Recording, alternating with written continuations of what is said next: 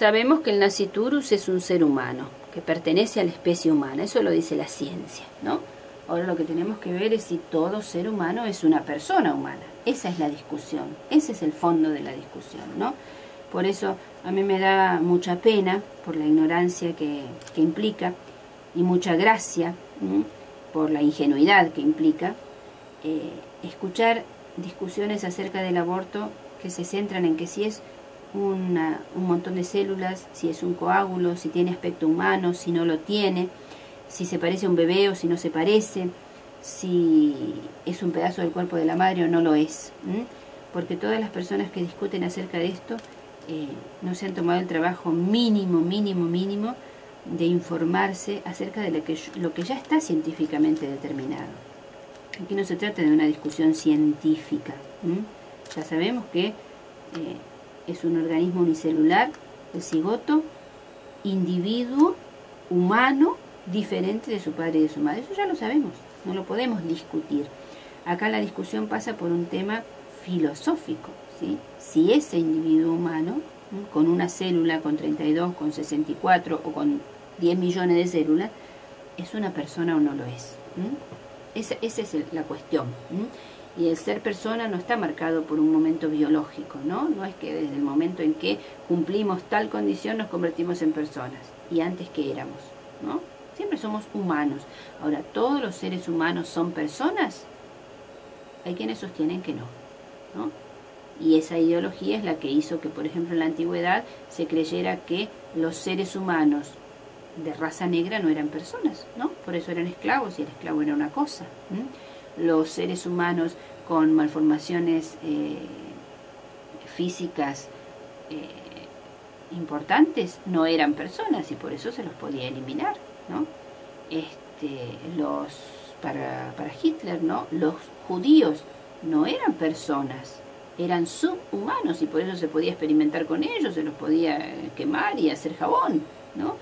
O sea, esta ideología, ¿no?, que hoy nos parece de avanzada y discutir que si el embrión humano, que si el feto, que si la célula, que si no la célula somos personas, esta discusión ya se dio mucho antes que nosotros y llevó a aberraciones de las que hoy nos avergonzamos como humanidad, ¿no?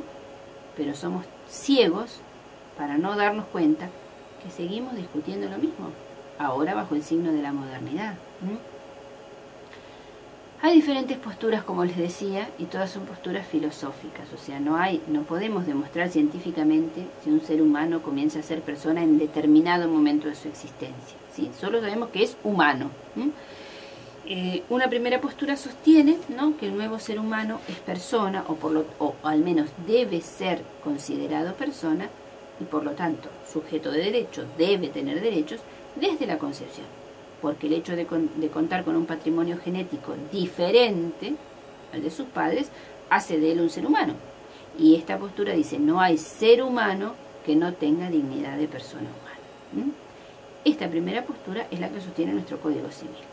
Nuestro Código Civil dice, el actual, que ya le quedan poquitos días de vida, y el nuevo, que va a empezar a regir el 1 de agosto del 2015, los dos dicen lo mismo.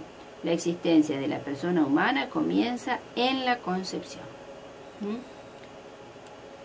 La segunda postura, un poco más laxa, afirma que la vida naciente recién puede ser considerada sujeto de derecho, ¿sí? O sea, puede ser considerada una persona que tiene derechos cuando ha anidado en el útero materno, ¿no? La teoría de la anidación. Y esto nos da un margen de entre 6 y 14 días después de la concepción. ¿Por qué dicen esto? Porque dicen que recién con la anidación vamos a saber si ese montoncito de células que viene multiplicándose se va a convertir en una persona o en dos, ¿no? Si van a ser un niño, si van a ser mellizos. No gemelos, que es diferente, ¿no? Mellizos. Afirmar esto, ¿sí?, sostener esta postura, implica afirmar también que el individuo humano en la etapa preanidatoria, ¿no?, sea que haya sido concebido en el cuerpo de la mujer, o sea que haya sido concebido en una placa de Petri, ¿no?, en un laboratorio, en un tubito de ensayo, no es persona, no tiene derechos, ¿no?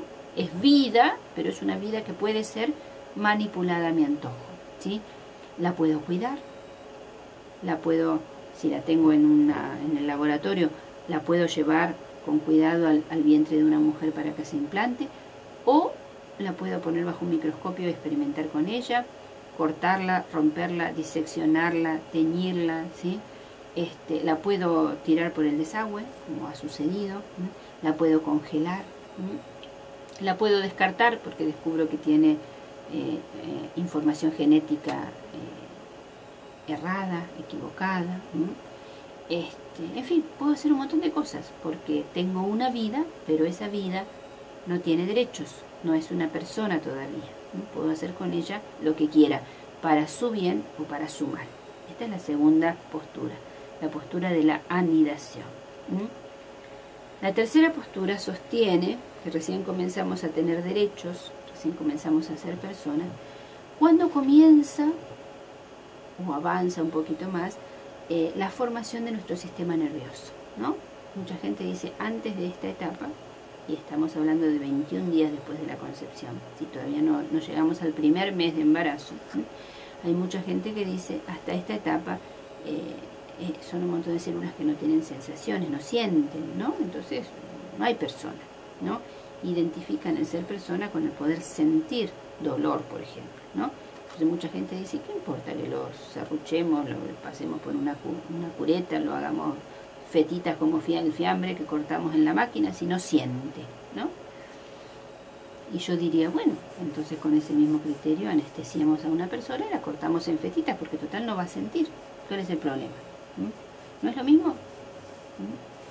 Si una persona anestesiada no siente, no tiene conciencia de sí misma, ¿no? Por eso la podemos operar, podemos hacer una cirugía, abrirle, sacarle el corazón, ponerlo en una máquina para que circule la sangre mientras detenemos el corazón para operarlo, y no sería perfectamente lícito hacer lo mismo que con un embrión, ¿no? Si no siente, ahí nomás lo podemos fetear y tirar a los desechos de la basura, que es lo que se hace con los embriones en esta etapa, ¿no?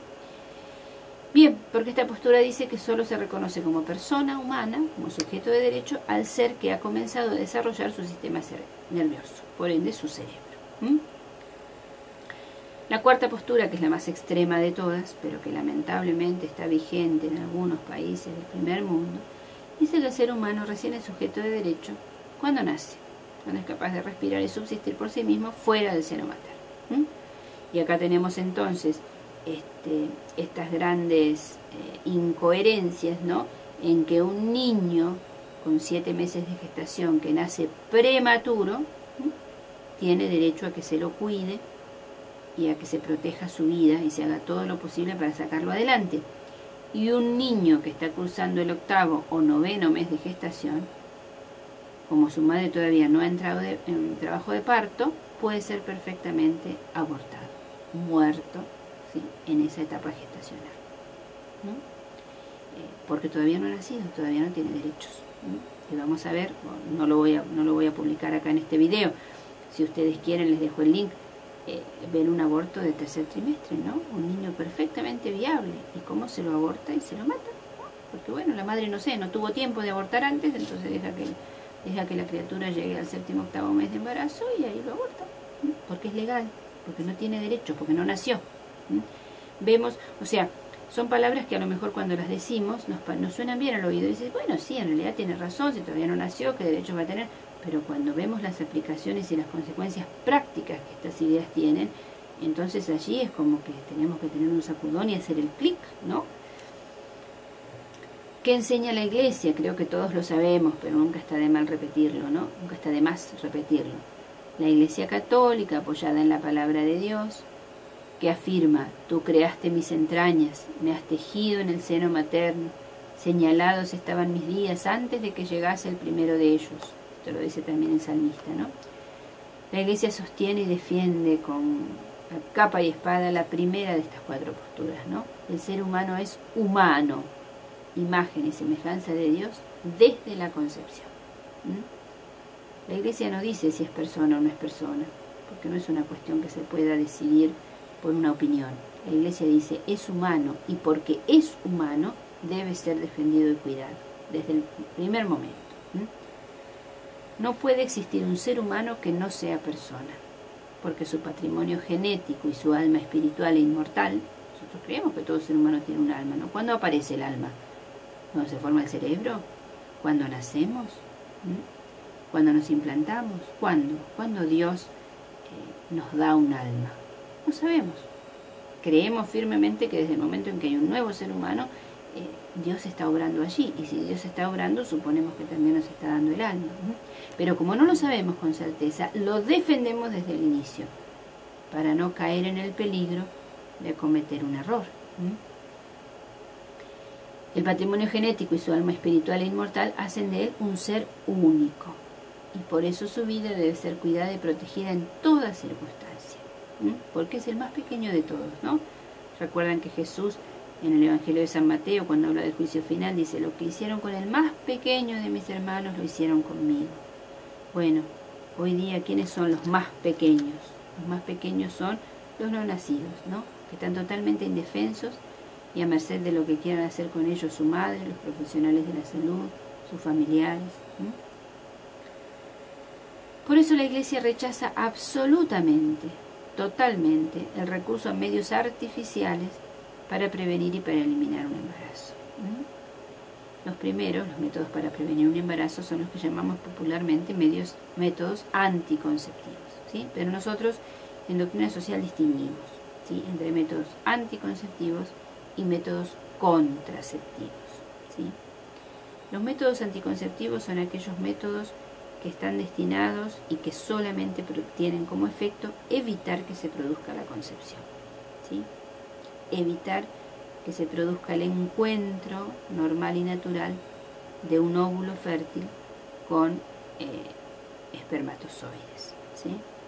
Entonces, la gran mayoría de los que nosotros llamamos métodos anticonceptivos no son específicamente anticonceptivos, ¿sí? Porque no impiden esto, impiden otras cosas.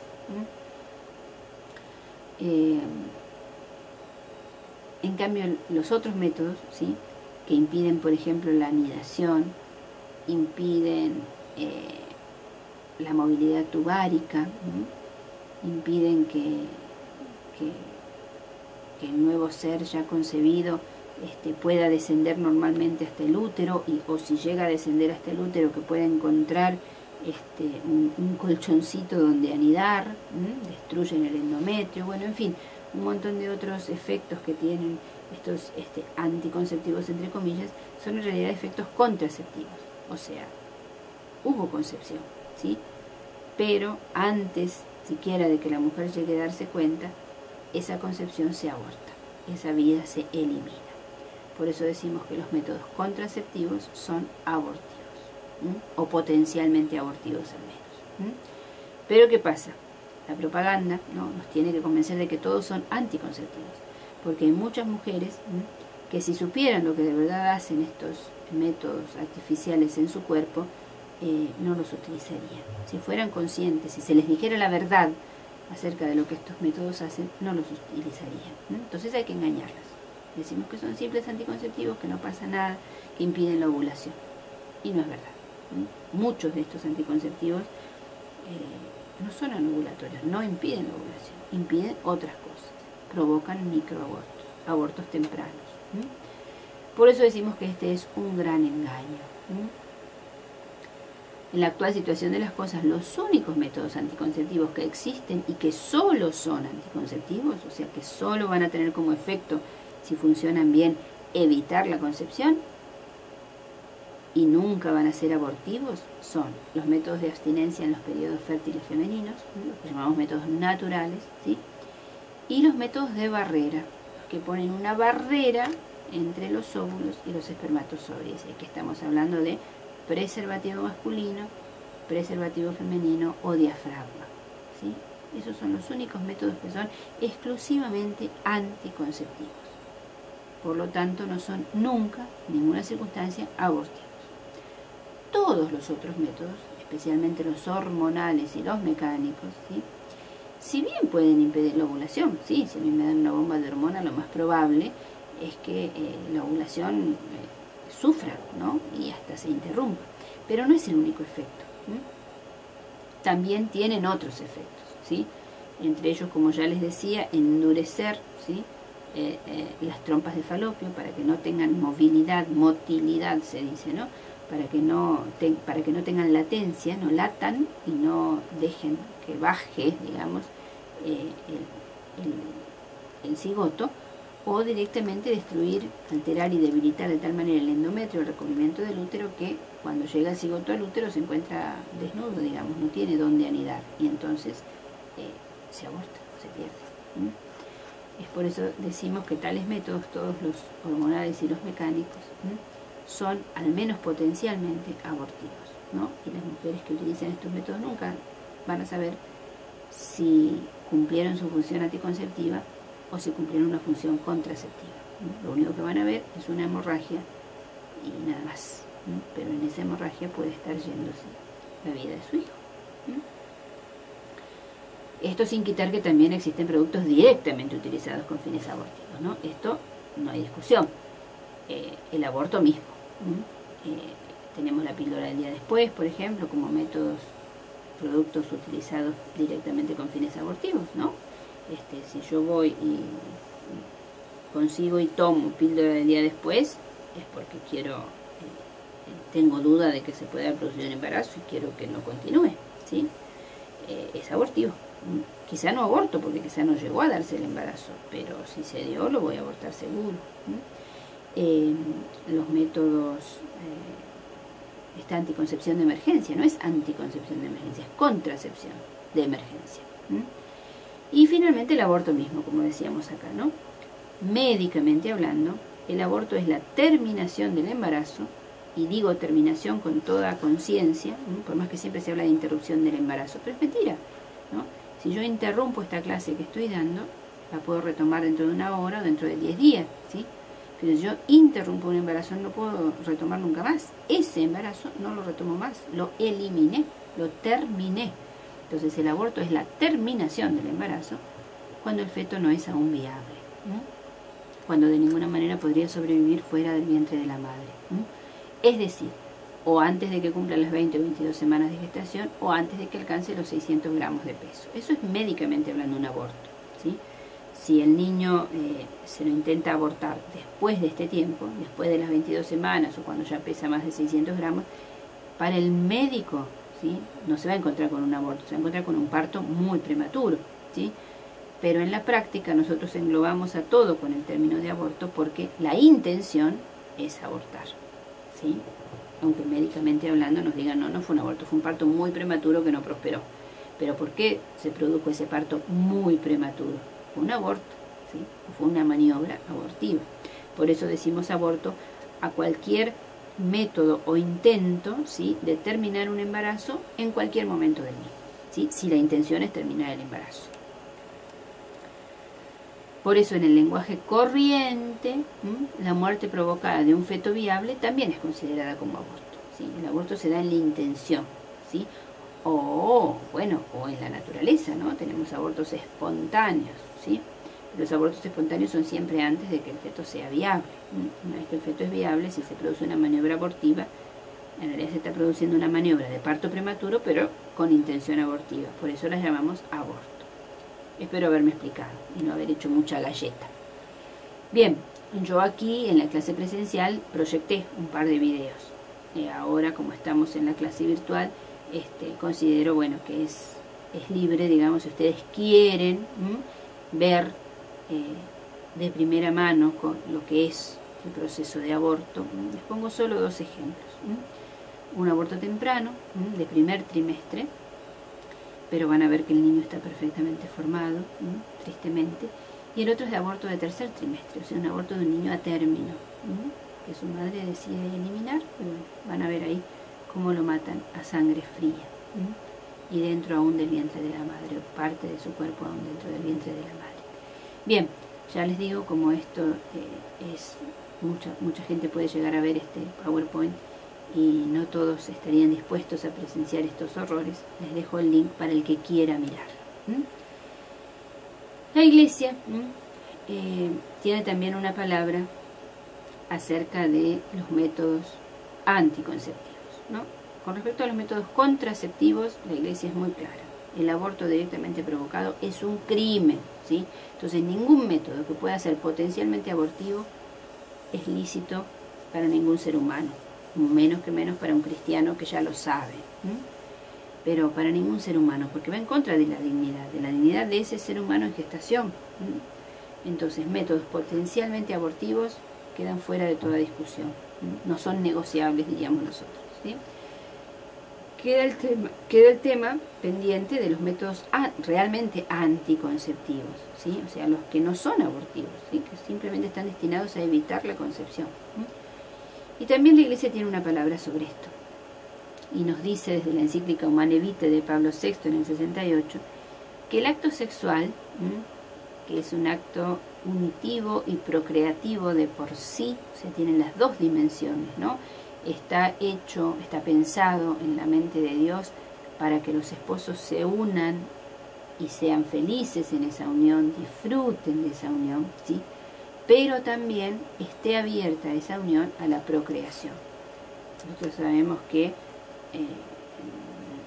la naturaleza es sabia y Dios ha hecho las cosas muy sabiamente, ¿verdad? Y no en toda relación sexual una mujer tiene posibilidades de quedar embarazada, ni muchísimo menos, ¿sí? Hay 3, 4, a lo sumo, días en el mes en los que una mujer es fértil. Entonces, la Iglesia enseña, ¿sí?, que en el plan de Dios es acorde a la naturaleza humana, digamos, dominar la voluntad y abstenerse de tener relaciones sexuales en esos 3 o 4 días, ¿sí?, quedando los otros 26 días a libre disposición de la pareja para tener relaciones, y no meter en el medio de los dos un elemento artificial que priva al acto conyugal de uno de sus fines propios, la procreación, y es un tercero en discordia, un extraño en la pareja, ¿sí? La pareja no está pensada para que haya un elemento extraño entre los dos durante el acto sexual, sino está pensada para vivir ese acto sexual como un momento de plenitud y por amor y por prudencia, ¿sí?, abstenerse de ese acto sexual y mostrar ese amor y esa plenitud con otros gestos igualmente valiosos si hay que espaciar los nacimientos. Entonces, durante 3 o 4 días en el mes dominamos el impulso y evitamos embarazos no deseados sin introducir elementos extraños en la pareja. Eso es lo que nos quiere decir Humane Vitae.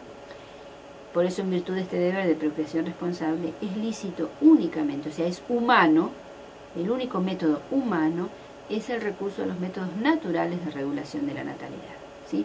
¿Por qué? Porque ellos implican la decisión de vivir las relaciones interpersonales entre los cónyuges con recíproco respeto y total acogida.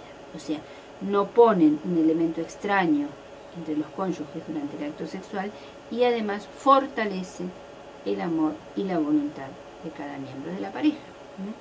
Al darse ese tiempo de abstinencia, que tampoco es tan terrible, son 3 o 4 días, ¿sí?, ese tiempo de abstinencia en pro de un mayor beneficio para los dos, si es que realmente en conciencia ven que no está en ese momento la posibilidad de acoger una nueva vida. Y acá tenemos una cita de la Evangelium Vitae de Juan Pablo II, ¿sí?, una cita fuerte, porque el Papa dice claramente que con la autoridad que Cristo le confió a Pedro y a sus sucesores y a él, en comunión con todos los obispos del mundo, declaro, o sea, es una declaración solemne del Papa, que el aborto directo, es decir, querido como fin o como medio, es siempre un desorden moral grave, ¿no? Entonces diríamos, es siempre un grave pecado. Y esta doctrina se fundamenta en la ley natural y en la palabra de Dios escrita. La transmite la Iglesia, la enseña el magisterio, porque ninguna circunstancia, ninguna finalidad, ninguna ley del mundo podrá jamás hacer lícito o bueno un acto que es intrínsecamente ilícito, malo, por ser contrario a la ley de Dios. Ley de Dios que no está escrita en los códigos civiles, sino que está escrita en el corazón de cada hombre, que la puede reconocer a esa ley de Dios solamente usando su inteligencia, su misma razón, y también la puede escuchar en la proclamación de la Iglesia. O sea, la Iglesia no proclama una ley que se le ocurrió a ella. La Iglesia nos enseña la ley de Dios, que es la única ley humana.